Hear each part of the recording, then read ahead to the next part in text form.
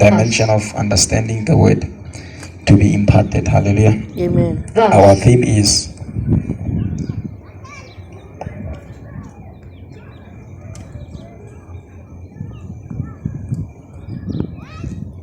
says the Lord. Hallelujah. Amen. Now, on that note, I just wanted to bring forth something solid so that if the word of God comes across, you may not be lost in the midst of what I'm going to talk about. Hallelujah.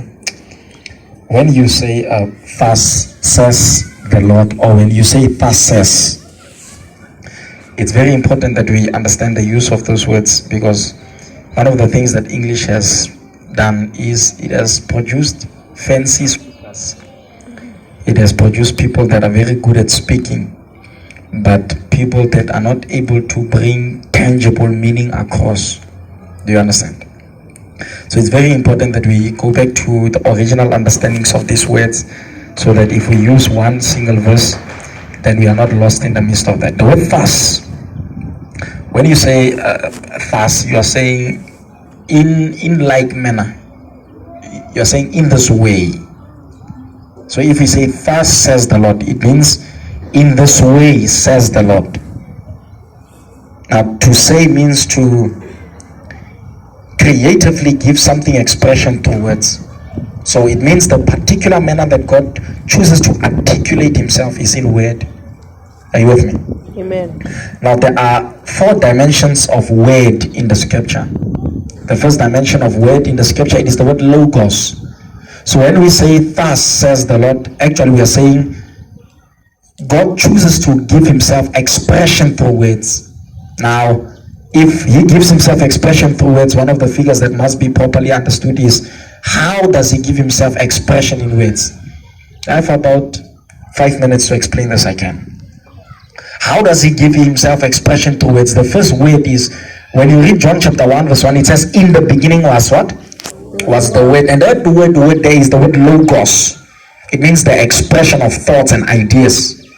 So when we say thus says the Lord, we say in this way, we say like manner. God gives himself expression through thoughts. It means he expresses his thoughts in word.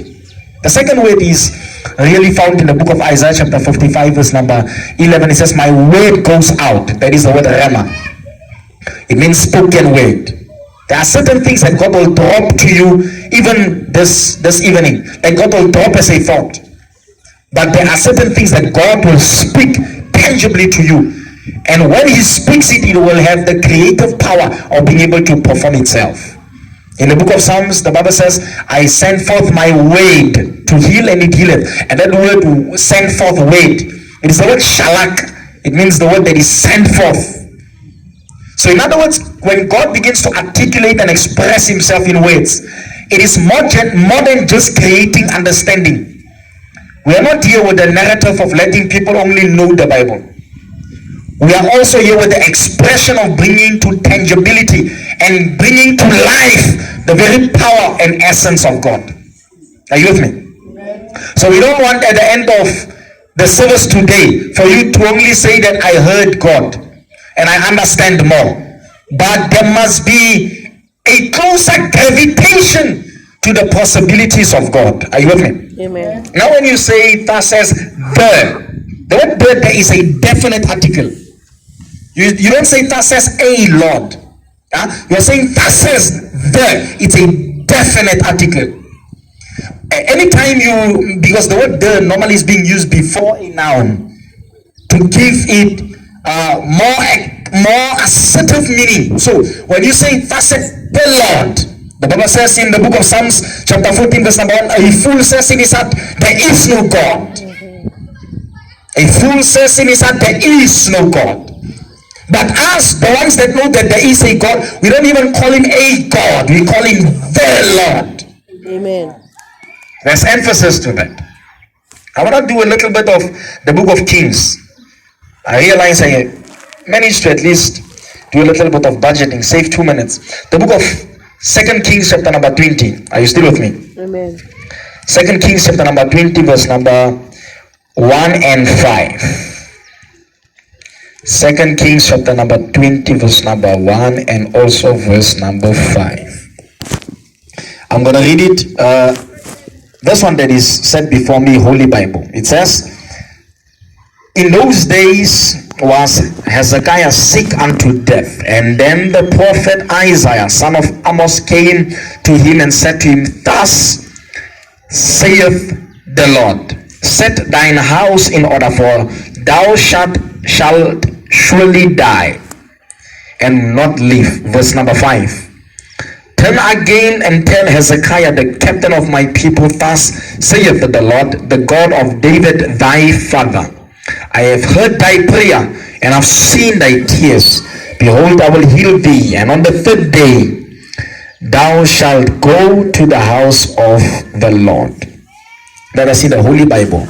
Another translation that is set before me is the Message Bible. The Message Bible, verse number 1 says, sometime later Hezekiah became deathly sick.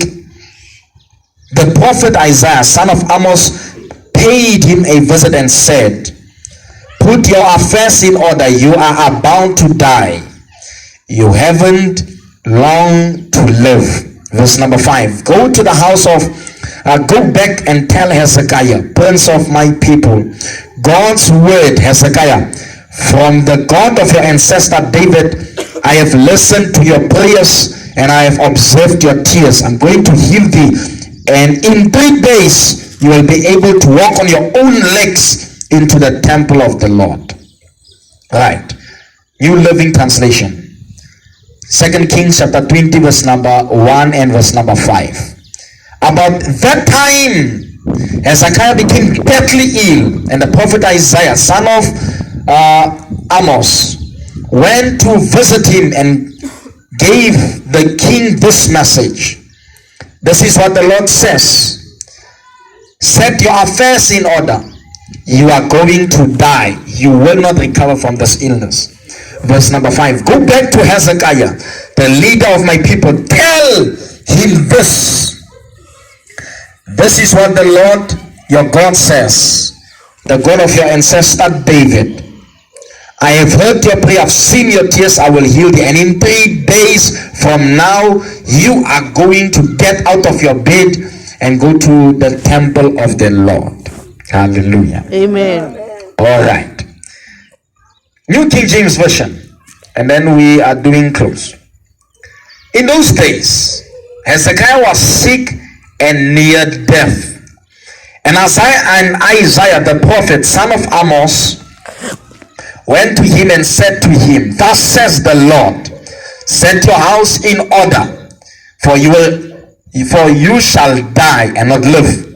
Verse number 5. Return to Hezekiah, the leader of my people, and say, thus says the Lord, the God of David your father, I have heard your prayer, I've seen your tears. Surely I will heal you, and on the third day you shall go up to the house of the Lord. All right. We've read many translations to give this message some sense of credibility. But really, there's one thing that I want to translate this evening to all of us that are here present today.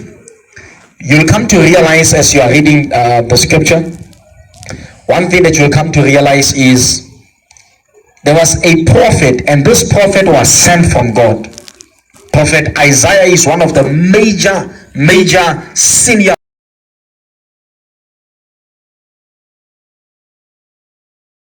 line, or such a spirit line is being mentioned and being told in the scripture. One of the things we need to begin to think on and reason on is this: is really what Isaiah said has to come from God. Now he says, this sickness that you have, it is going to cause death. I want to do a challenge, really. I want to do an expressive mental and emotional and spiritual challenge to the people that are seated here today. The Bible says this sickness that you have is going to lead you to death. So of course, if somebody is about to die, one of the things they must do is to try and set their house in order. Are you with me? Amen. What do you do when there is a word that comes from the Lord? And that word that comes from the Lord says you are going to die, what do you do? What do you do when they say word that comes from God and God says, you know what, you are not going to come out of the situation, you are not going to come out of the circumstance? I'm just reminded of David. The Bible says, even though I walk through the valley of the shadow of death. So according to David, if he said, even though I walk through the valley of the shadow of death, it means there was no other way of escaping it. Some of us, we know the life form of David. When you're reading the book of Psalms, he was a man of the presence of God. He was a man that could submit fully to the presence of Elohim. Now, if he says, even though I walk through the valley of the shadow of death, it means there are certain things that are in the realm of prayer, but not in the realm of answers. There are certain things that we can pray over and not get answers for. There are certain things we can believe God for and not get answers for. There are certain things we can trust the Lord for and really not get answers for.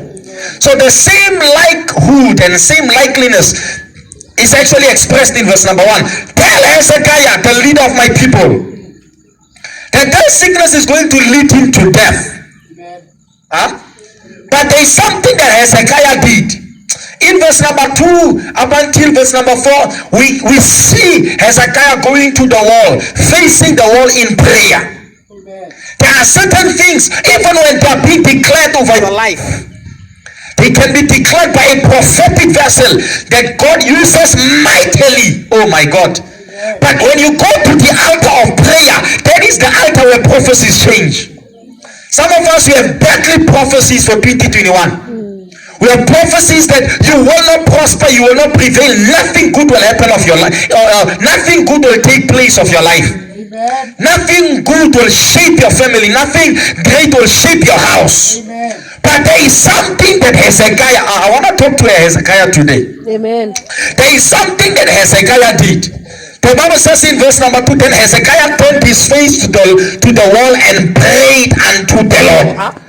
Oh, if it was a prophecy that was not supposed to change, it means he was not supposed to go to the place where prophecies are created. But because he knew, oh my God, that even when there is a prophet that has spoken these words over me, but there is a God that has delivered these words to the prophet. And if I go to the God that has delivered these words to the prophet and I begin to consult this God, there is a possibility the story that has been spoken over my life can change. Amen. We are serving a God that is able to change stories. And you know what they wait for you. I don't care what type of prophet has spoken over your life. Sometimes your mother can be a prophet over your life and she actually speaks death of destiny over you.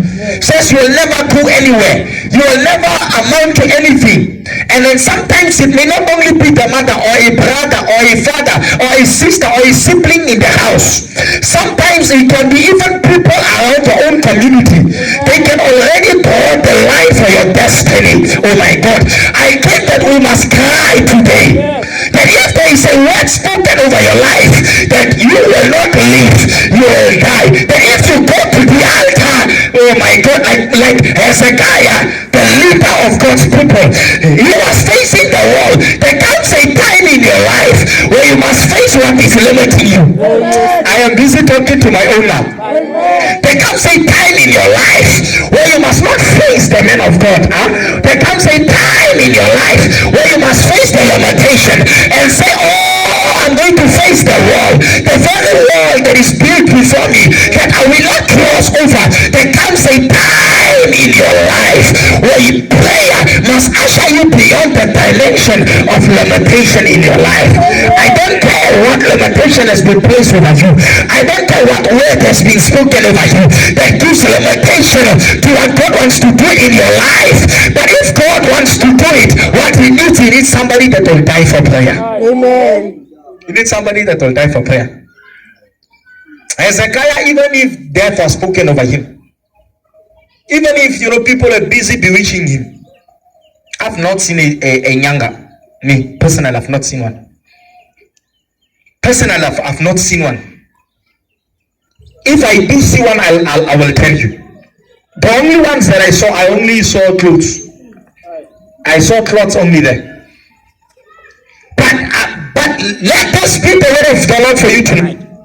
If in your life you've experienced a Nqonga, you've been bewitched. If in your life you've been cursed, and it looks like everything that is happening in your life, it is manifesting the curse that is spoken over you. Oh my God, there is something that you must do. You must go to the wall. You must go to the place of the limitation. You must go to the place where the prophecy and the word that is spoken over your life was designed. But somebody is asking me here tonight, how do you go to that place? You go there by prayer. Amen. You go there by prayer. You go there by prayer.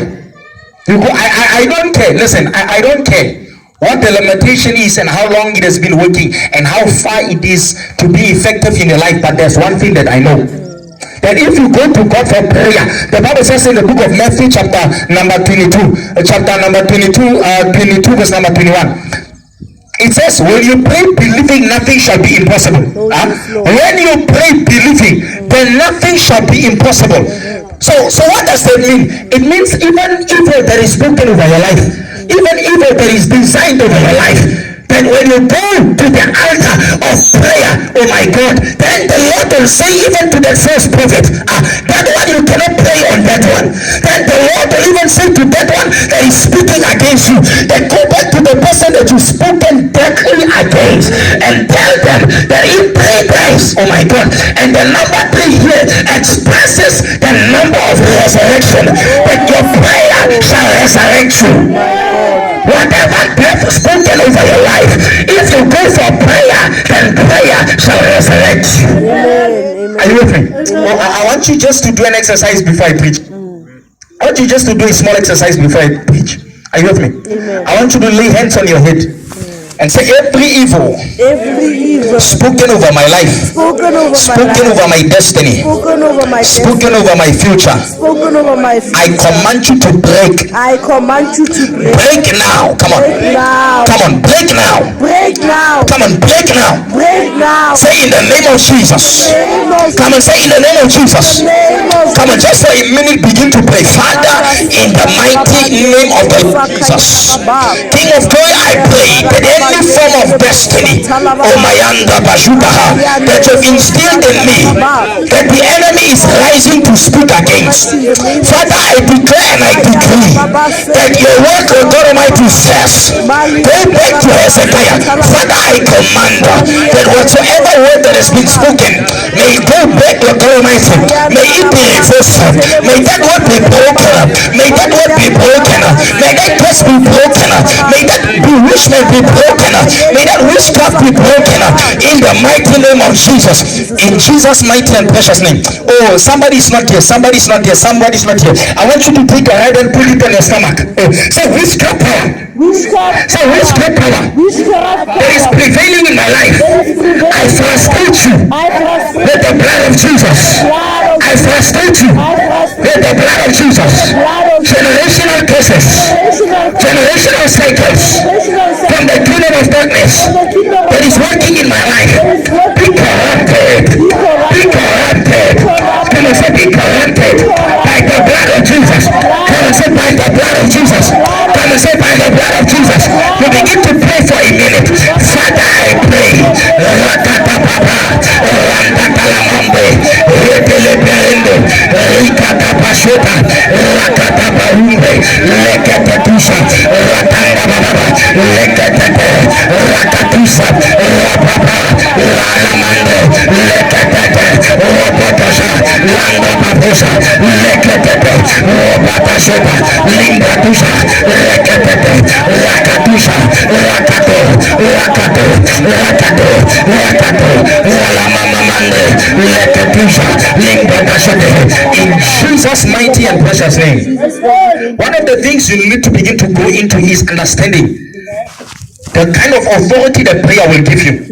There is something that prayer will do. Are you with me? Amen. Oh, I'm not hearing amen. I'm thinking somebody is maybe absent here. There is something that prayer will do for you that even that will even violate the laws of prophecy.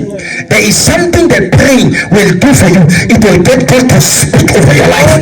The Bible says God is not a man that he should lie, nor is he a son of man that he should change his mind. But I am telling you, if there's anybody praying against you, oh my God, whatsoever answer they have got, even if they get an answer from God, that when you begin to pray tonight, whatsoever their answer was, it will be frustrated in the name of Jesus. Oh, there are people who are not prayer warriors. I can hear with the amen.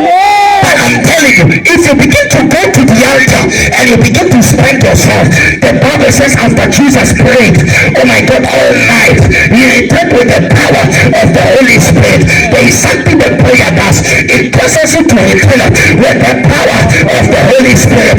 There is something that prayer does. It is able to change your destiny. There is something that prayer does. It is able to cause somebody who is dedicated to become uplifted. To somebody that is suppressed to become somebody who is lifted up. There is something that prayer will do. But what we need today, we need brothers and sisters, we need mothers and fathers that will say, I don't know what has been spoken over my life, but when I become a spirit creature and I just begin to pray, there are certain things that will break over my life. Come and declare it after me. Say, you yoke of evil, break over my life. Say, break over my life. Say, break over my life. Say, in the name of Jesus. Can I hear you say, in the name of Jesus? And if there's anything that was spoken over your life that has to do with evil, it is broken in Jesus' mighty name. I read in the book of Isaiah, the Bible says, and the yoke shall be broken because of the anointing. There is something that prayer does. It anoints a believer. There is something that prayer does. The Bible says, oh my God, then the angel of the Lord went to Mary and said, Hail Mary, thou art favored among all women. And I heard Mary say, oh my God, what kind of celebration is this? Then the Bible says, the angel of the Lord says, you shall be with son. Then Mary asked the question, how shall I be with son if I know no man? The Bible says, then the Holy Spirit will come upon you and overshadow you. There is something that prayer will do for you. It will cause the Holy Ghost to come upon you and overshadow you. There is something that prayer will do for your family. It will come upon your family and overshadow them. That's why the Bible says, he that dwells in the secret place of the Most High shall abide under the shadow of his wings. One of the things that we need in order to dwell under the presence of God, that when God begins to speak, he begins to favor you. It is to understand the very function of prayer. Amen. So prayer. There is something that prayer will do that will frustrate the work of Nqongas. There is something that prayer will do that will frustrate the work of, those that are casting spells. Those that are blowing charms. There is something that prayer will do. It is able to break, oh my God, somebody free from the gimmicks of evil. It is able to break somebody free from the gestures of bondage and manipulation. It is able to break somebody free. I heard the Bible say something. It says, Hezekiah, he didn't ask Isaiah, oh, when am I going to die? He was not interested in prophecies. Listen, what I'm doing. There are certain prophecies that you must never be able to play in your spirit. When somebody begins to speak bad over you, oh my God, it is good that they spoke bad, but there is a world that I have to go through. There is a God that I have to speak to. When somebody even gossips about you, can I talk to somebody that is gossiped here? I know you've never been gossiped. You've never been gossiped. But if you are gossiped here, let me begin just to speak to you. When somebody begins to utter evil, you are not trying to move from person to person to try to prove who said what. No. What you need to do is you need to find a wall. Oh my God. In the year 1906, there was a man by the name of William Seymour, and God was about to use him for Azusa revival. But one of his books, it says that this man, what he decided is he took a box, began to cover his head. Anytime you are covered from the world, anytime you are shaded from the world, you disappear from this world, you enter into the realm of God, into the realm where you are able to say, thus says the Lord, release my family. Thus says the Lord, release my child. Thus says the Lord, release my wife. Thus says the Lord, release my husband. Oh my God, what you need, my God, you don't need a prophet to first speak over you, because some of you, they are speaking ill over you. Oh my God, and they only speak good over you simply because there are benefits that they are getting from you. But if you are a woman of the altar, oh, this generation is lacking women who know, oh my God, the pain of the altar, who know that they don't fight battles on their feet, but they fight battles on their knees. If we can get a brother, oh my God, that does not fight a battle with hands, but that fights a battle with the heart, oh my God, because the Bible says, oh, above all else, the heart is the most deceitful. We can understand it. And the Bible says, I, the Lord, I search the human heart, I weigh the spirit, and I reward each one according to what they deserve. So what we need brothers that they begin to spend themselves and say, I'm going to get power tonight. Yes, Lord. Get power. Yes, Lord. Get power. Yes, Lord. Power to overcome sickness. Yes. Power to overcome death. Power to overcome curse. Power to overcome witchcraft. Power to overcome evil. Power to overcome depression. Oh my God. I just mentioned another one that was prophetic. See that there are people who are depressed. Amen. They are asking God, God, I didn't get blessed this year. God, I've been trusting and I've been trusting. I've been believing and I've been believing. Stop looking at who got blessed with what. Go to the wall and begin to give birth. What we need are people that will go to the altar and spend themselves and say, oh God, I prayed, but I continue to pray. Yes, not I, they pray. There is a praying spirit within me that must cause me to pray even. Are you with me? Amen. Oh, when the enemy begins to increase your challenges, pray harder. Yes. Huh? Oh, when you're about to stress, pray. Yes. When you're about to get anxiety, pray. Amen. When you're about to get depressed, pray. Amen. When somebody has disappointed you, pray. When somebody speaks ill of you, what you need to do is to begin to pray. Amen. Whatever that you're about to engage in, whatever that you're about to do, what you need is prayer. Huh? What you need is prayer. Prayer, prayer, prayer, prayer. I think one of the things that God is going to do in ushering a catastrophic, cataclysmic revival that's going to begin to break open all over Kimberley, God is going to raise people that are prayer warriors. People that say, God, I'm not breaking down. People that say, God, I'm not holding back up until whatsoever death, oh my God, that has been spoken over my house, it is entirely broken. Up until every problem in my life, it is entirely solved. There is only one way to solutions. The way to solution is not the way to solution. The way to solution is prayer. If you spend yourself in prayer, your problems will begin to disappear. If you begin to spend yourself in prayer, then you begin to hear the Lord saying, fast says the Lord. And let me already tell you, when God begins to speak in your life, you begin to carry, oh my God, the word of the Lord, like somebody who's carrying a baby on the inside, and the word of the Lord begins to change on the inside of you. That word comes like seed, but it produces fruit. So what we need in a session and in the service of today are people that will say, after every death sentence has been spoken over my life, I will go for prayer. Amen. I will go for prayer. Amen. I will go for prayer. When you don't get the job, pray. Huh? Amen. Oh, there are people here that, oh, they didn't have soup today. I know Khabajama Toho today. When you don't get the job, it's time to do it? To pray. To pray. When you don't get that contract, it's time to do it? To pray. It's time to pray. Sometimes we are unplugged from the spirit. That's why we don't reap in the flesh. But there was a man by the name of Jacob. Jacob said, let my wives go over, let my children go over, let my wealth go over, let my slaves and my servants go over. I want to meet the angel of the Lord. And after he fought the battle in the spirit, meeting his brother was not a problem. There are some of you, whatever that you lost in the flesh, actually you are not supposed to lose.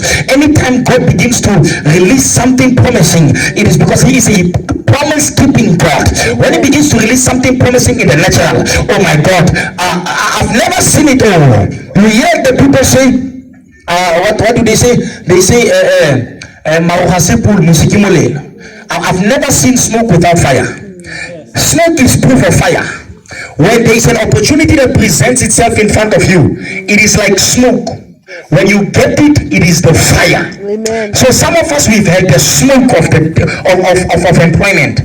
We've had the smoke of healing. We've had the smoke of deliverance. We had the smoke of breakthrough. But one of the things we did not get is the fire. Amen. We did not get the substance. Now the Bible says, now faith is the substance of things hoped for, the evidence of things not seen. So what you need in the service of today, you need prayer. Amen. You need. I came that you must pray. Amen. I came that you must Pray. go with me to the book of John. Let me do my closing. Shines on me. The book of John.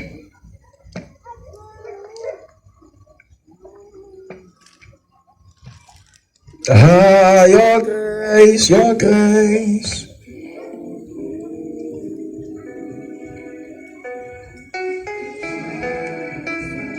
It shines on me.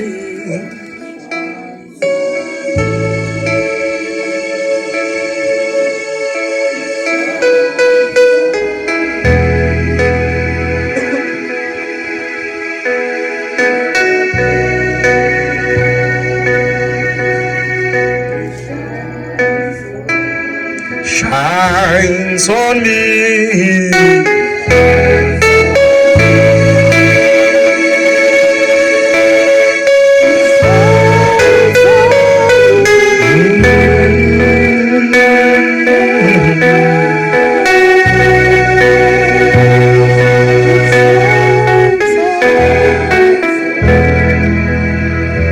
Take me deeper.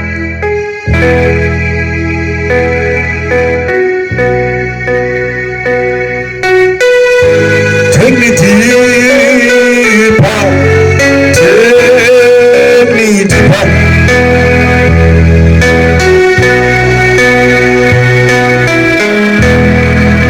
Take me deeper and deeper.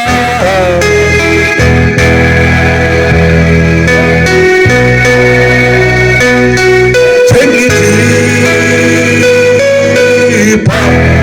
Take me deeper. Take me deeper.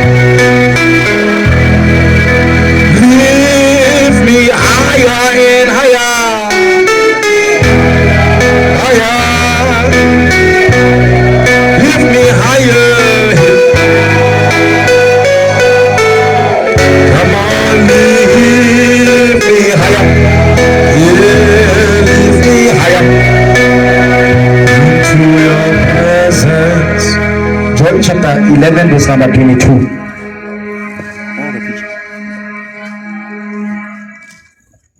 John chapter 11, verse number 22.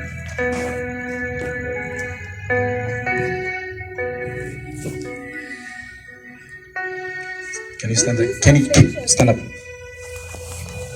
Stand there. Yes. Would you submit? But I know that even now, God will give you whatever you ask Him for. But I know even when? Even now, That God will do what? will give you whatever you ask Him for. He will give you whatsoever you ask Him for. Don't limit God. Don't limit God. Some of us, let me already tell you, there is a report that you've received. You've heard doctors. Doctors have said this over our lives. Doctors have announced this over our lives. People around us have spoken ill. But the Bible says this. But I know that even now, even when? Even now. Even now. God will do what? He will give you whatsoever that you ask for. What did Hezekiah ask for? He said, God, how may it be that you must increase my time for living? Increase my time for living. And God delivered to Hezekiah exactly what he asked. So it means if somebody says here, God, My heart is broken. Heal me, God. God will heal your broken heart when? You will do it now. If you are here saying, God, I don't know what else to do. I tried everything. I went everywhere. I'm coming to you, God. Help me. What will you do? He will help you when? I came that your story must change by prayer. I think that your story must change by petition. I believe there is something that God, oh my God, that God is about to cause to break open. Your heaven was a bronze heaven tonight is about to break open. You're about to have an open heaven. But what we need are people who are following what they're asking. God, I'm asking deliverance for my child. I'm asking deliverance for my child. The Bible says, Hannah prayed for a child for 38 years. When she began to rumble, she no longer had words coming out of her mouth. And then one of the priests, you see, sometimes even the people that we trusted, they are able not to be trusted. The priest said, woman, are you drunk? Said, no, I'm not a woman of drunk. Oh, but I'm telling you, she was drunk. Because Ephesians chapter number 5 verse number 18 says, do not be drunk of wine, but be drunk of the Holy Ghost. She was so drunk of the Holy Ghost for 38 years. The only thing that was meaningful in her life, God give me a son. God give me a son. God give me a son. There is something trapped inside of your spirit that you're asking God to do for you before the year ends. What you need to do is to ask. What you need to do is to ask. Take me deeper.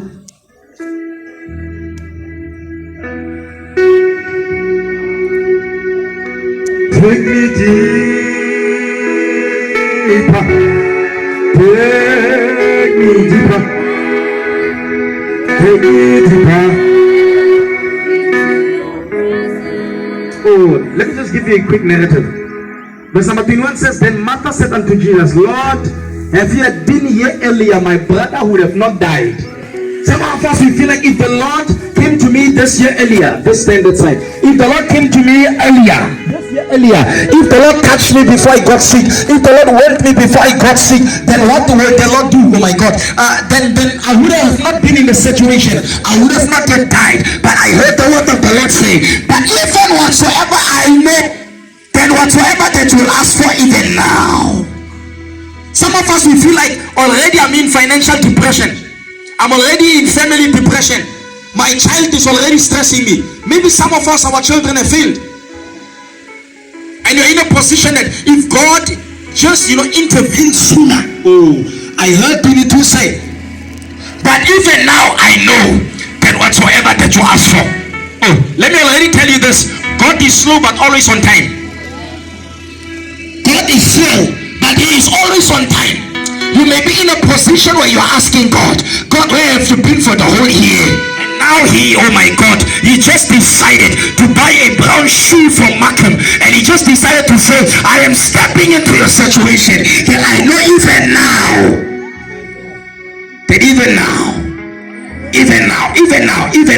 yes, I feel like it is already late, but I have a word for your spirit even now.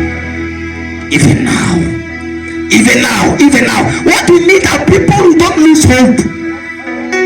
Oh, lose your mind but don't lose hope. Oh, lose your leg, lose your hand, lose your health, but don't lose faith in what the Lord is able to do. Why? Because we know even now, God is always in the now. What has happened January, February, March, April, May, June, July, August, September, October, November? God does not mind about what happened. He is the God that when the enemy is finished, oh my God, the Bible says determining the end in the beginning. So when the enemy starts, God is still relaxed. When the enemy is finished, that's why God begins to step in. Verse number 23. Then Jesus said unto her, your brother will surely rise. You may feel like you lost a lot of things. You lost a lot of family. You lost a lot of stuff. You lost yourself in the process. You became so frustrated and so depressed. You don't know where you are at now, even in life. You are just like Adam and Eve. When God came to and began to ask them, where are you? They were hiding themselves. You feel like shame is covering you.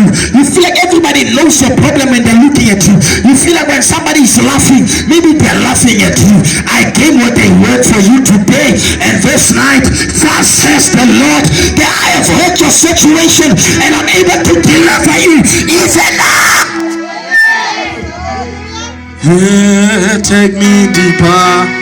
Come on, take me deeper. Oh, take me deeper. Take me deeper into your heart. Take me deeper. Take me deeper. Take me deeper. Yeah. Take me deeper. Come on, take me deeper. Take me deeper into your now. Lift me higher and higher. Lift me higher. Father, lift me higher. Shahapapande. Lift me